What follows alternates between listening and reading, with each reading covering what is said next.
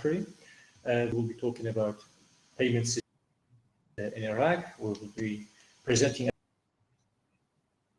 to the payment services available in the country and ones of each one, and the unique position of Iraq in terms of and sending payments as a business or as an individual. This month we have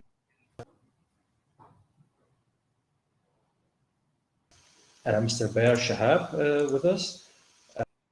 He has a PhD from the University of Rome, Tor Vergata, Italy, 7 years plus of experience in banking and fintech industry, and he has done technical counsel. I want to welcome you, Mr. Bayar, and want to thank you for this wonderful opportunity. Thank you so much. Thank you.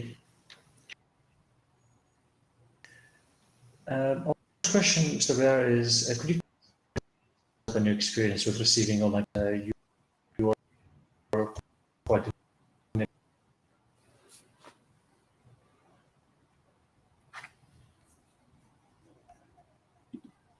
expert at this topic. Sure. Yeah. Thank you so much, Mr. Bayar. Ahmed, and Can you hear me? I would like to thank Al-Ibtikar. Yes, I can hear you.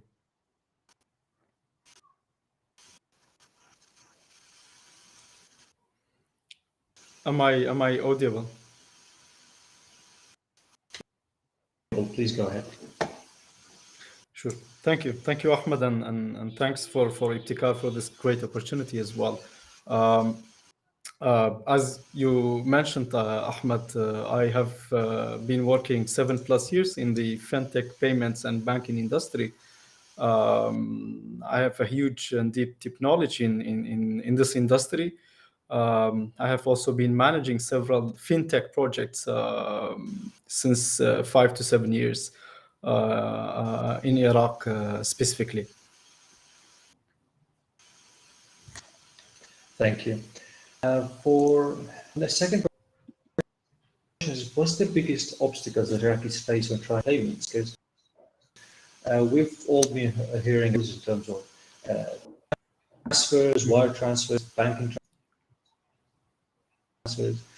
What's the take on? Yeah.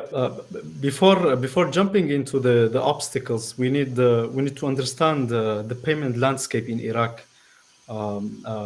Iraq has a population of 40 million people, and around 20 to 23% of the population are having bank accounts.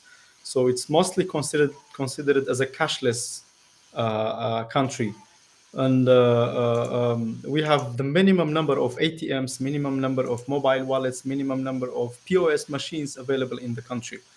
And there are lots of issues and challenges in the country, like lack of trust in the banking sector, the quality of the services provided by the banks and financial institutions, as well as the digital transformation that they need to take is almost not there. Now, to answer your question, is the obstacles that people are facing in Iraq is the lack of available payment methods or options. And available options and methods are like hawala, Western Union, MoneyGram, and bank transfer.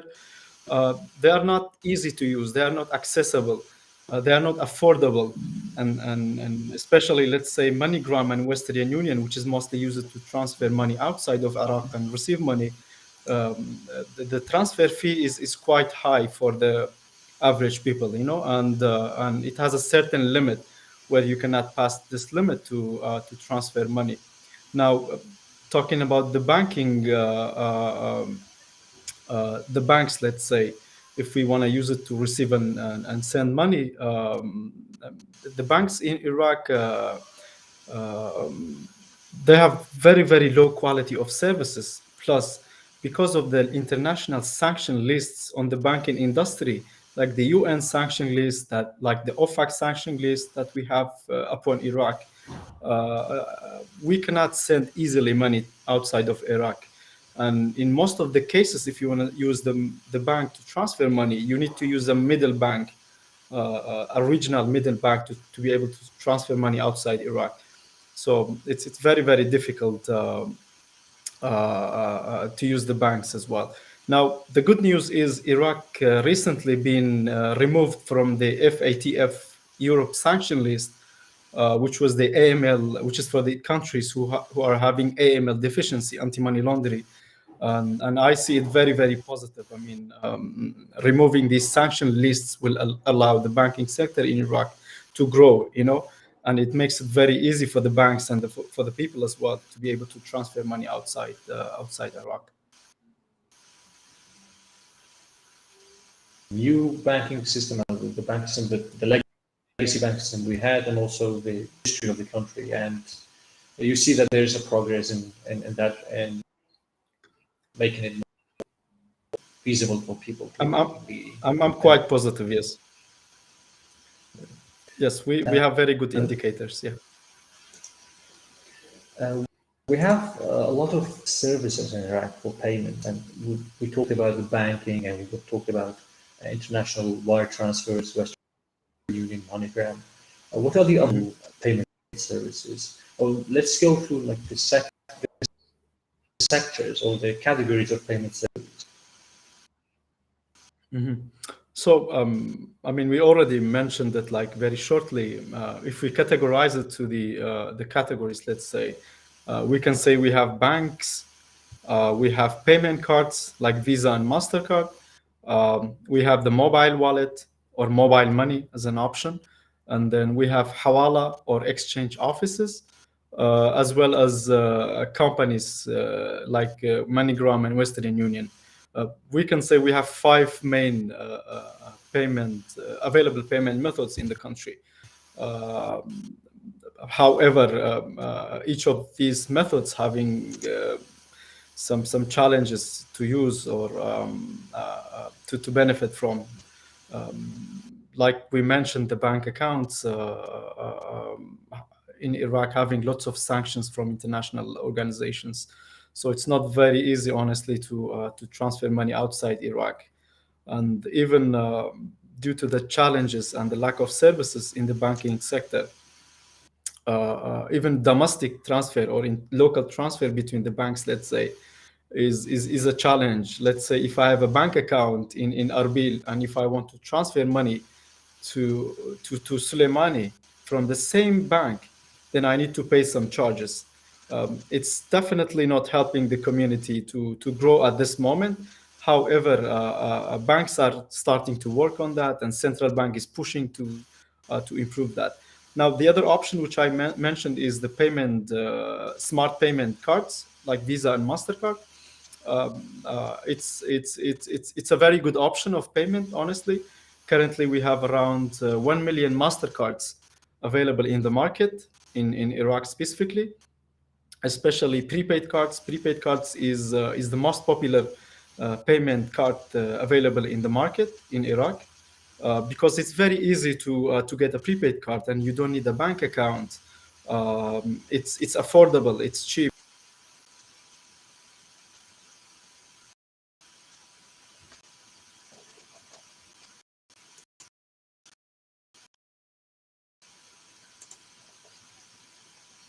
With Mr. Bayar's live stream.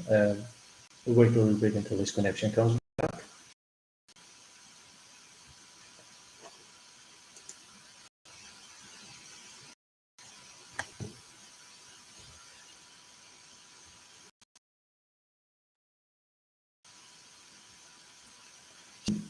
This topic, especially about the mobile payment options.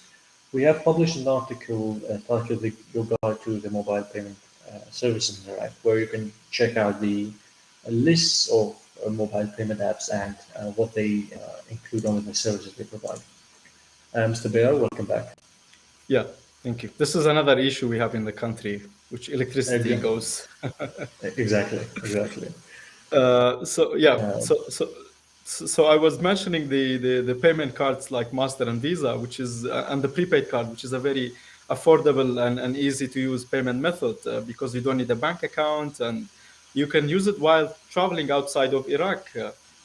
It's very, very good. And recently, I mean, back 2-3 years ago, We are seeing merchants, retail stores, online and offline, they are accepting Visa and MasterCards as a payment method. So payment cards, especially prepaid cards, is one of the very good options in the country. Now, the third option, as we mentioned, is the mobile money or the e-wallet, which is very easy to open.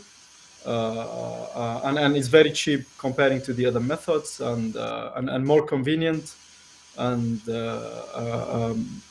you can transfer money domestically, locally, and even you can use it to transfer money outside, that I will be mentioning later on as well.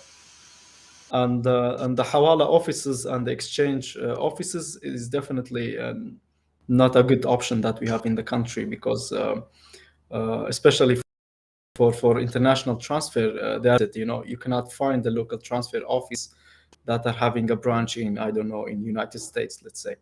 Uh, so yeah, these are the five main options of payment in the country.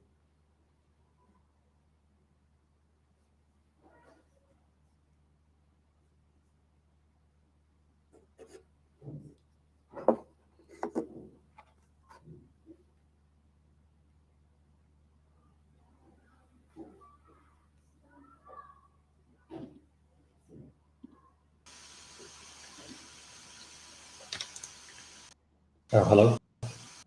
Yes, hello. I can hear you. Yeah.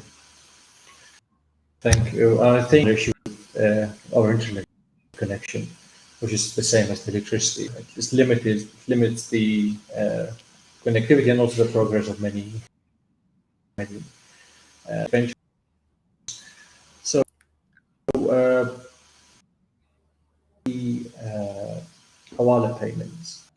Would you agree that they were a convenient option where at the point of time, in a time where the banking system wasn't quite developed, the internet systems like e-wallets and mobile payment services were developed, and now they are getting to a position where they're becoming more redundant, or do you think they still have their own uses? No, I believe still hawala offices are one of the main options. That's why I put them as one of the main options in Iraq. Um, uh, so this hawala offices, we can say, has two sides, two angles. And the first one is some of them are going to die very, very soon.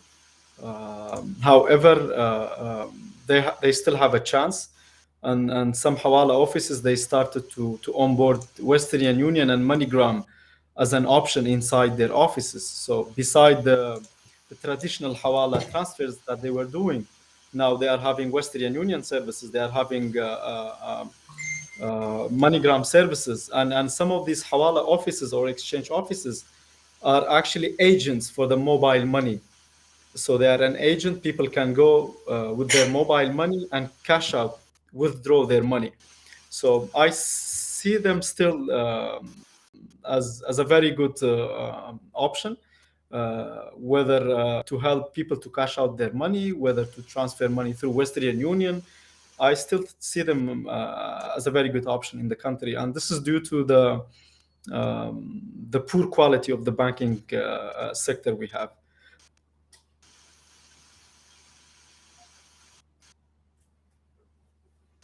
So they're getting into the new scene of mobile payment service. Yes.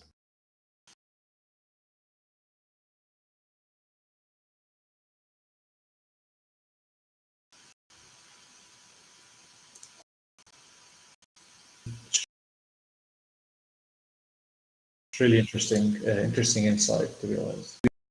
We have, I think the connection for some reason.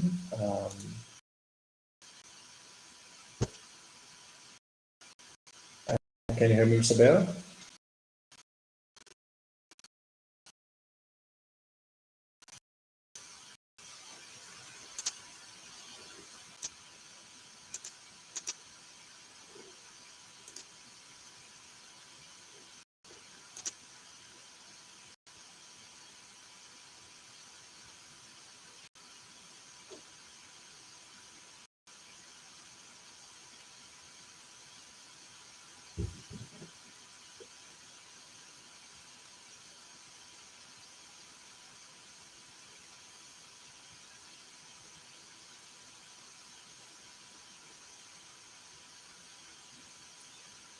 Unfortunately, the internet connection is still an issue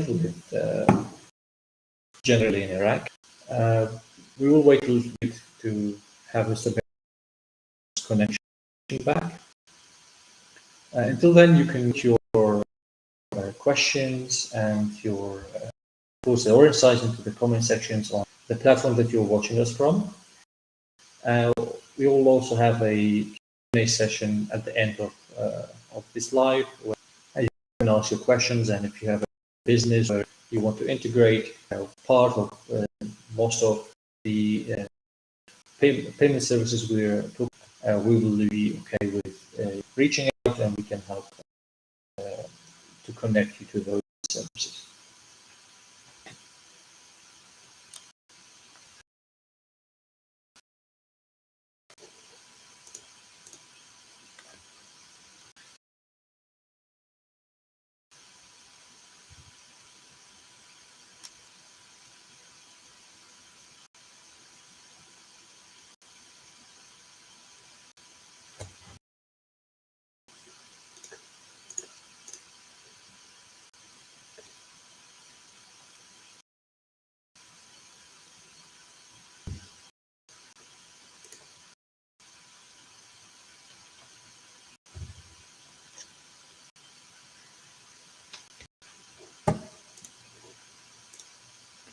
Welcome back, Mr. Bayer. I think today's internet isn't quite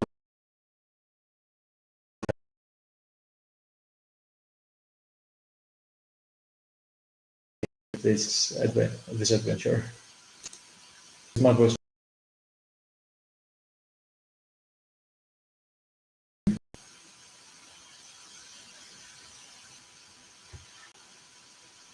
Mr. Bayer, if you can see your voice settings.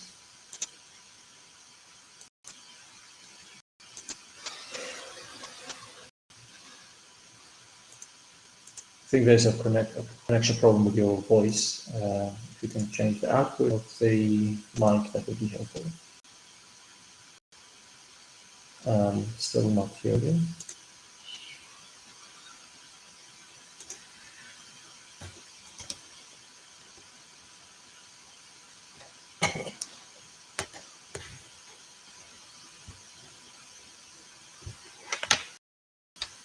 I think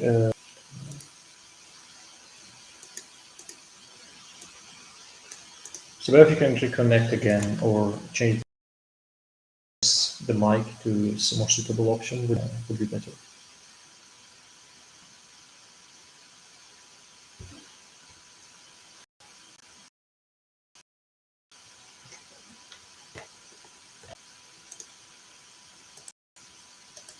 Um,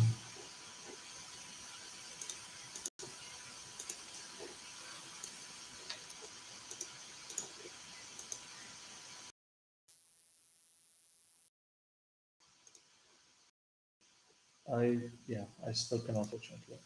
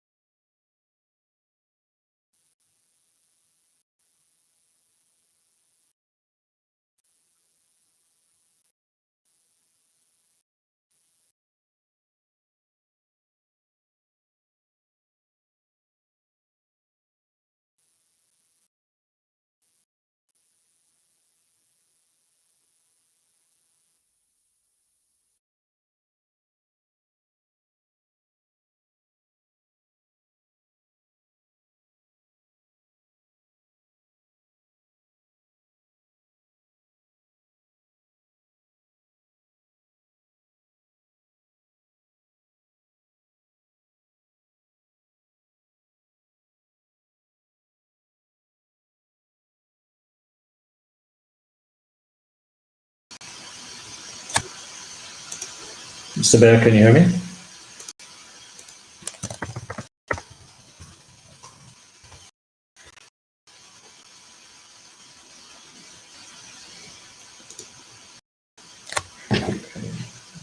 I think there's a problem with my audio output where I not hear your question, hear your voice.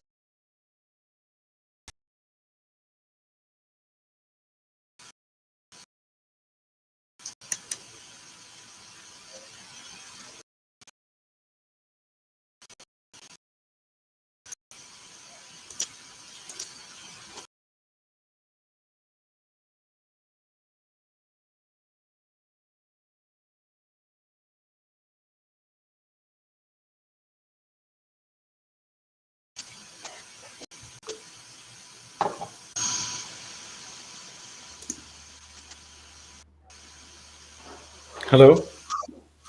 Yeah, I can hear you now. Okay, perfect. Perfect. Sorry everyone for this technical issue. No issues. It's fine.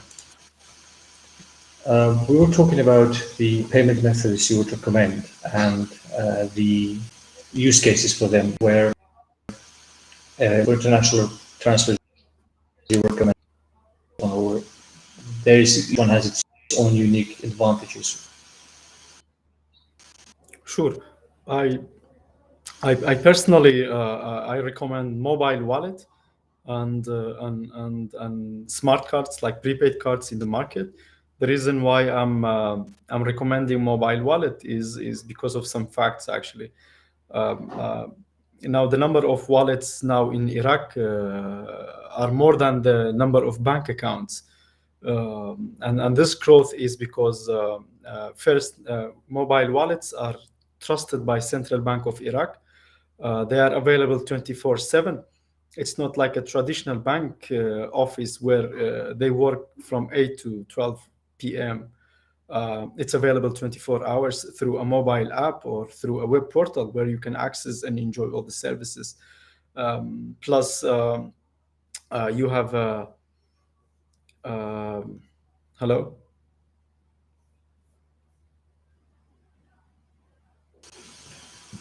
So thank you for this explanation for the mobile wallet. What has caused the increase in mobile payment methods in Iraq? Well, currently in Iraq there are 4 million mobile wallets registered, which I said it is more than even number of banks in the country. And to understand the facts why mobile wallets are is increasing in the country, we have to understand what enables the mobile wallet to grow. Now, the enablers are number of smartphones and then internet coverage in the country. In Iraq, we have 100% of the people are having smartphone, and then 50% of these people are actually having internet access. So we have a lot of number of people, like, or most of the people are having mobile cell phones, and they have internet. This is one of the very good factors to grow the mobile money in the country. Now, also Central Bank of Iraq is pushing very hard, on this to build an ecosystem in the country and to increase the financial inclusion in the country. Now, there are lots of other factors, like COVID was very, very helpful in Iraq, and Central Bank and the government, they launched several projects when Minha happened, and people are used to the mobile wallet after the COVID situation. Plus, mobile money has enabled lots of new use cases, lots of new channels of payment, lots of methods of payment. Now you can use a mobile wallet to go and pay from the merchants. You can use the mobile wallet to buy vouchers, like the internet vouchers, the gaming vouchers, and all these vouchers. You can use it to pay your bills. There are lots of services that you can enjoy through mobile wallet. So all these factors together, they have helped to grow the number of wallets in the country. And do you think the reason, like there was a deliberate decision for the Minha, for example, to use mobile wallets in that to increase the adoption, or was it that the services were quite suitable for that kind of No, business? actually, it's a very natural process because this is happening worldwide. It's not something only in Iraq, especially in developing countries like Iraq and Africa and Middle East. This is something very popular. Number of wallets around the world are increasing. Actually, there is currently now 1.2 billion wallets opened worldwide, and monthly we have around 300 active wallets. So this is something that's happening naturally uh, in a global level, actually. Yeah, I for the mobile wallets, I noticed something where the uh, applications are backed by a mobile service provider or an operator. So is that something that's also for international, for example, M-Pesa in Kenya, where it's for the most successful story, where it's backed by Vodafone. Is it something natural where these companies are uh, getting involved in mobile payment or e-wallet services, or is it something else that gets involved in that? Well, there are two things to mention. I mean, let's talk about the case of Iraq. Back in the days, if you wanted to open a mobile money company like NassWallet, Zencash, Asya Hawala, it was a rule from central bank that there must be an MNO, a telecom, to be your partner. So this was a rule actually. So we have to be aware of that. However, currently that rule does not exist anymore. Anyone can apply to be a mobile money provider without having any support from a telecom provider. However, having a telecom provider is an advantage actually because telecom providers they have huge experience in dealing with customers, and they have a huge network of agents distributed in the country, and this is very important for the mobile money business because you need to have outlets for people to cash out their money or to top up their money inside the wallet and several other services. That's an interesting insight where the goals involved in MNOs being part of the services. Indeed, yeah. In what these services and mobile payment services, they're quite accessible, quite easy to use. Everyone, I think, in some cases, without can also use it.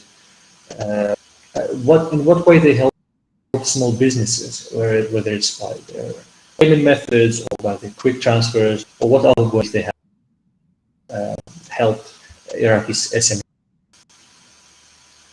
Yeah, the SMEs or the small and medium-sized businesses, they can definitely get most of the benefits from the mobile wallet. They can use mobile wallets as a payment option to accept payments from their clients. Or if you are a freelancer, not even a small business, you can use mobile wallets to accept payments from people to pay for your work. Now, if you have a small business, if you have just launched a project, a website, a web application, it's very easy to integrate it to the mobile wallets to start accepting payments inside Iraq. And the integrations for the mobile wallet, it's much easier than integration to Visa and Mastercards. So the SMEs definitely can get benefit from that. Plus, they can use it to pay for their suppliers. If a small business is having a supplier inside Iraq, they can use the wallet, the mobile wallet, to pay back or to transfer money to their suppliers. On top of that, you can use it as a channel to collect funds from investors or to collect donations from investors. On top of that, let's add more benefits to the small businesses. A small business, let's say a mobile shop, an electronic shop, they can be an agent or a hawala office, a small hawala office. They can be a mobile agent where they serve mobile customers, mobile money customers. to cash out their money or to top up their money or to do other services that are available in the wallet. So there are lots of benefits for the small, medium size, even freelancers inside Iraq to use mobile money. So they can get a national level payment service from the get-go for their supply chain or whether it's for their customer base. Yes, definitely. One point that I missed, Ahmed, previously, mobile money is currently only working in Iraq. So all the services are limited to Iraq. However, central bank currently is allowing the mobile money providers to introduce two more services, which are very, very interesting to know. The first one is like companies like NassWallet is going to have a contract with the Western Union. So Western Union is going to be part of mobile money, where inside the mobile wallet you can transfer money through Western to anywhere in the world, and the same you can receive money inside your wallet from anywhere in the world through Western Union. So the wallet can be used as an international remittance or money transfer option. The second very interesting feature the second very interesting feature of the mobile money is a companion master or Visa card. Uh, your mobile money can be connected to a Mastercard or to a Visa card, in which you can travel outside of Iraq and transfer your wallet money into your Master or Visa card. And this Master and Visa card, you can definitely use it internationally from any ATM or from any point of sales outside Iraq. So mobile money is going to dominate the market through having all these beautiful and interesting features. That's something really interesting in terms of the way the payments are transferred or the payment methods in Iraq is transferring, because you're now having all your necessities in terms of payment-wise in just a mobile, and it's your portal to both local and international transfers or payments. Definitely. You mentioned the central bank and its regulations and it allowing new features to be present. And our question is, the central bank is regulating the mobile payment system in what way? Like, what is the reach of the central bank, and what positives has it brought, and what's the uh,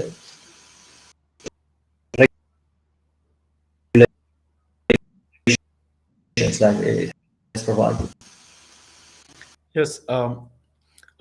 Before jumping into the benefits or the pros or cons of Central Bank of Iraq, we have to, as you said, we have to understand the role of central banks in mobile money industry or business.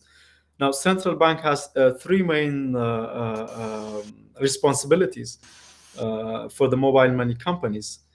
Um, uh, Hello. Yeah. Now, mobile money has central bank has three responsibilities for the mobile money countries. The first one is it's the licensing entity. If you want to be a mobile money company, you have to be licensed by Central Bank of Iraq.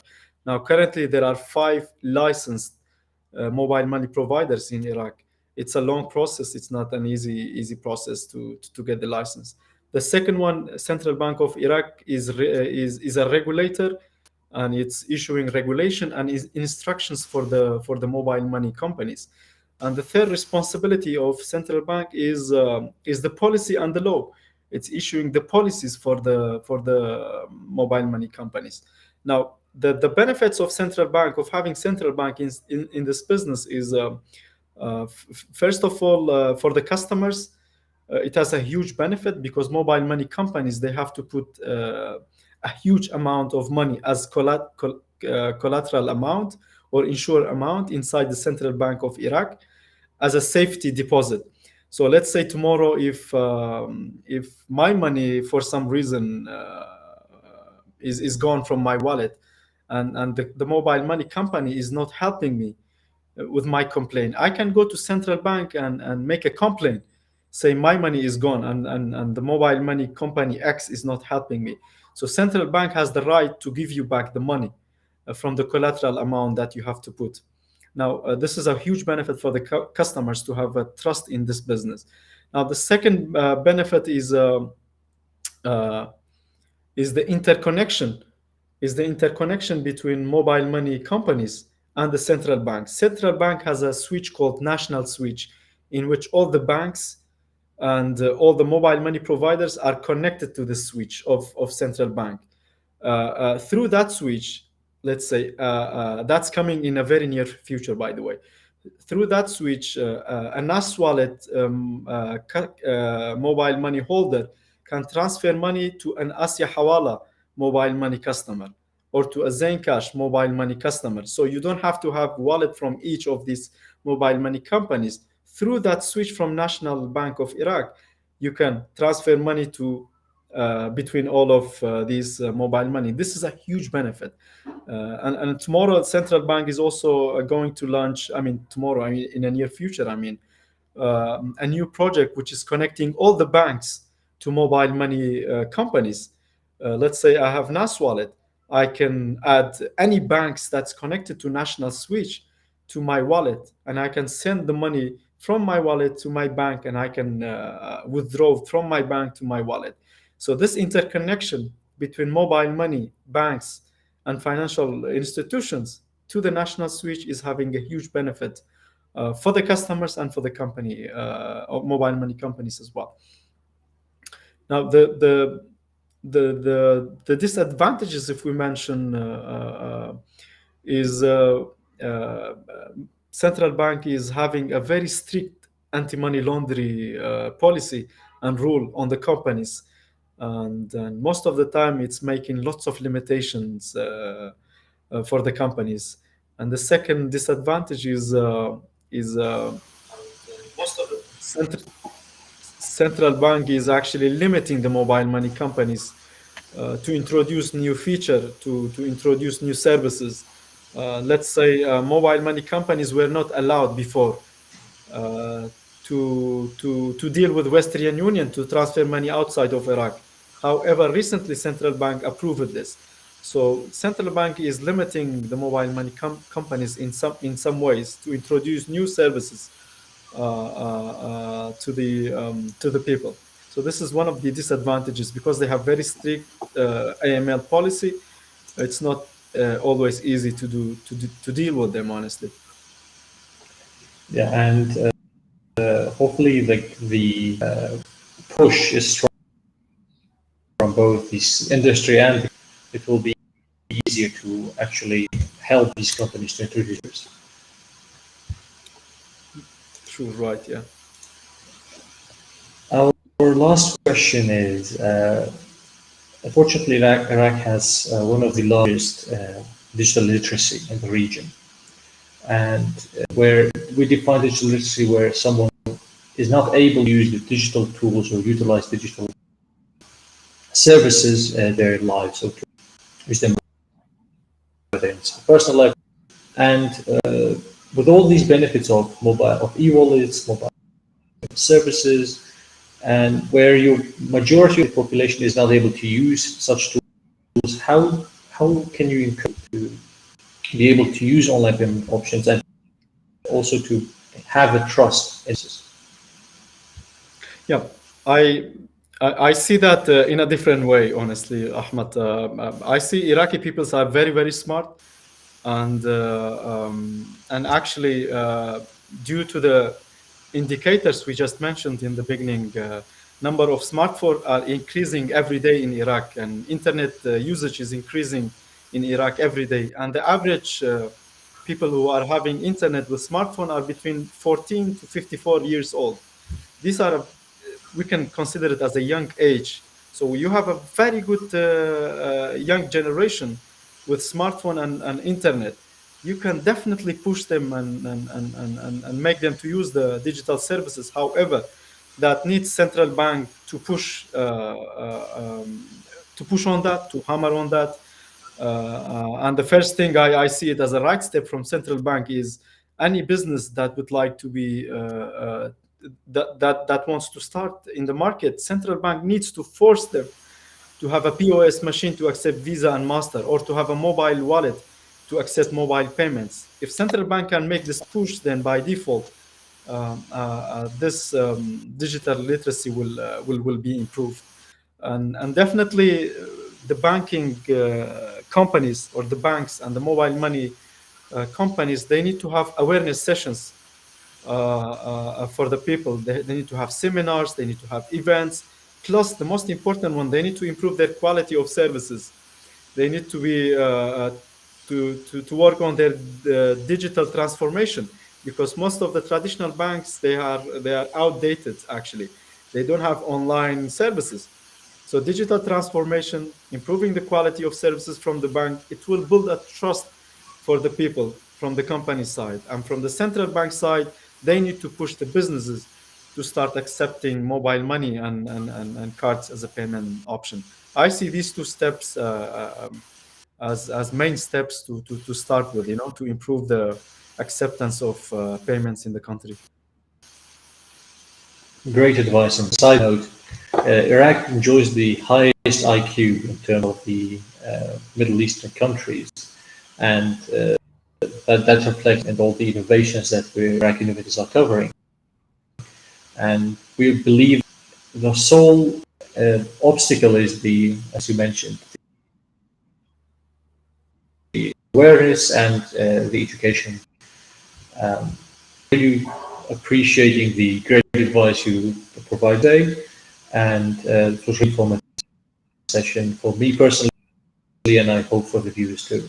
We will go briefly to some questions that all viewers have put out. Sure. Mr. Hassan Balasam asks if can I connect a Pioneer account as a middle bank between my dropship? I don't know if you have insight into that. No, it's not possible at the moment. Banks in Iraq, they don't have any such services. And we have another question from a user where they ask, how do you rate the ease of becoming a fintech payment provider in Iraq now? Back to the bank question. I did not understand. Can you please repeat the question? They rate the difficulty of becoming a fintech business. It's very, very challenging. It's extremely challenging, honestly. But it's not impossible. What's important is you need to have lots of collateral amount money to put as a deposit. So basically, money is the main indicator to open a fintech company in Iraq. And then you have lots of documentation, lots of applications. I mean, definitely we cannot go through them now, but if anyone interested, I can personally help. Yeah, definitely.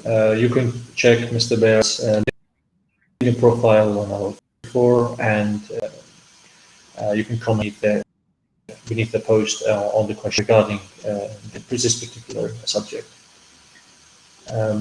Mr. Bayar, we want to really thank you for this informative session. Our technical difficulties we're facing. If you have any last words, or if you have any last advice for people who are interested in this topic, you can go ahead.